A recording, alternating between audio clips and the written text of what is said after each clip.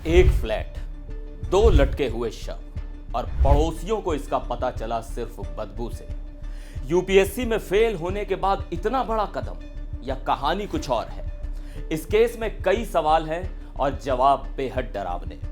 दिल्ली के दिलशाद गार्डन से आई ये खबर आपको अंदर तक झकझोर देगी। नमस्कार, मैं हूं सिद्धार्थ प्रकाश। आज की ये कहानी बहुत सादा लगती है। भाई बहन पढ़ाई कर रहे थे, नौकरी कर रहे थे, फ्लैट में अकेले रहते थे, लेकिन जो कुछ हुआ वो न सिर्फ चौंकाने वाला है बल्कि बेहद दर्दनाक भी है। दिल्ली के दिलशाद गार्डन इलाके में एक फ्लैट के अंदर दो शव मिले, एक भाई और एक बहन के। दोनों ने फांसी लगाकर जान दे दी, लेकिन इस घटना का पता 3 दिन बाद चला, जब फ्लैट से बदबू आनी शुरू हुई। यह मामला है सीमापुरी के दिलशाद गार्डन D409 फ्लैट का। रविवार सुबह करीब 7:30 बजे फ्लैट से इतनी तेज दुर्गंध आने लगी कि पड़ोसी भी घबरा गए। ग्राउंड फ्लोर पर रहने वाले अशोक सिंह दूध लेने निकले थे। तभी उन्होंने देखा कि फ्लैट से किसी तरह का तरल पदार्थ बाहर आ रहा है और बदबू बर्दाश्त के बाहर हो चुकी है। उन्होंने तुरंत बाकी पड़ोसियों और मकान मालिक राजीव को बुलवाया और पुलिस को कॉल की गई। जब पुलिस और दमकल की टीम पहुंची और दरवाजा तोड़ा गया तो अंदर का नजारा देखकर सबके होश उड़ गए।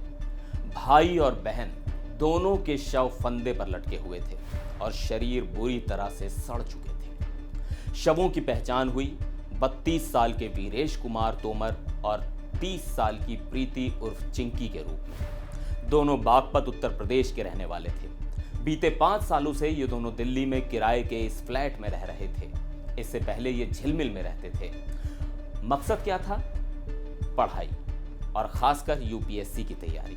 लेकिन कहानी इतनी सीधी नहीं है। पुलिस ने फ्लैट की तलाशी ली, कोई सुसाइड नोट नहीं मिला, लेकिन पिछले 3 दिन का अखबार वैसे का वैसा घर के बाहर ही पड़ा था। पड़ोसियों का कहना है कि दोनों करीब 10 दिन से कमरे से बाहर नहीं निकले थे, यानी आत्महत्या 2 से 3 दिन पहले की गई होगी। लेकिन उनकी मानसिक हालत उससे भी पहले से बिगड़ रही थी। इस केस में जो बात सबसे ज्यादा चौंकाती है वो ये कि इस भाई बहन की जिंदगी पहले ही काफी दुखों से भरी थी। वीरेश और प्रीति के पिता देवेंद्र सिंह तोमर आर्मी में जेसीओ थे। 2011 में दिल्ली एयरपोर्ट पर हार्ट अटैक से उनकी मौत हो गई। फिर 2021 में मां अनीता देवी भी बीमारी के चलते चल बसी। इसके बाद दोनों भाई बहन अकेले हो गए। गांव से उनका संपर्क लगभग टूट गया था। यहां तक कि परिवार में किसी की शादी पे बुलाया गया तो भी वो दोनों नहीं आए। अब अगर आप सोच रहे हैं कि ये सुसाइड सिर्फ डिप्रेशन का मामला है तो ध्यान दीजिएगा इस हिस्से पर। वीरेश ने एमबीए किया था और एक आईटी कंपनी में नौकरी कर रहा था। प्रीति सीए कर रही थी। इसके साथ साथ दोनों यूपीएससी की तैयारी भी कर रहे थे और हाल ही में आया यूपीएससी का रिजल्ट, जिसमें दोनों फेल हो गए। परिजनों का कहना है कि यही उनका आखिरी अटेम्प्ट था।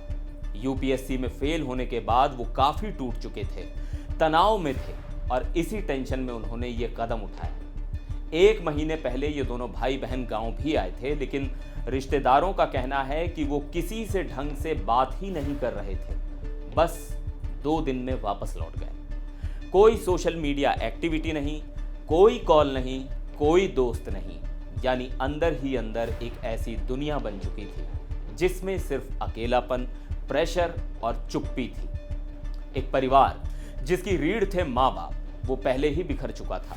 अब बचे थे सिर्फ 2 लोग जो खुद भी इस समाज की उम्मीदों और एग्जाम के प्रेशर से लड़ते हुए चुपचाप खत्म हो गए। न किसी को बताया, न मदद मांगी, बस एक दिन खामोशी से चले गए। ये दोनों दिखते ही नहीं थे, बात भी नहीं करते थे, लेकिन अंदर क्या चल रहा था कोई नहीं जान पाया। यूपीएससी फेल होना दुनिया का अंत नहीं है, लेकिन अकेलापन और मानसिक दबाव अगर वक्त रहते किसी से साझा ना किया जाए तो वो अंदर से खा जाता है। अगर आपके आसपास कोई चुप है, परेशान है, तो उनसे बात कीजिए, क्योंकि एक छोटी सी बातचीत किसी की जिंदगी बचा सकती है। वीरेश और प्रीति की कहानी सिर्फ 2 नामों की नहीं, ये एक साइलेंट एपिडेमिक है जिसे समझने की जरूरत है। अगर आपको ये वीडियो ज़रूरी और जानकारी पूर्ण लगा हो तो शेयर ज़रूर कीजिएगा। फिर मिलेंगे एक और वीडियो में, तब तक के लिए नमस्कार।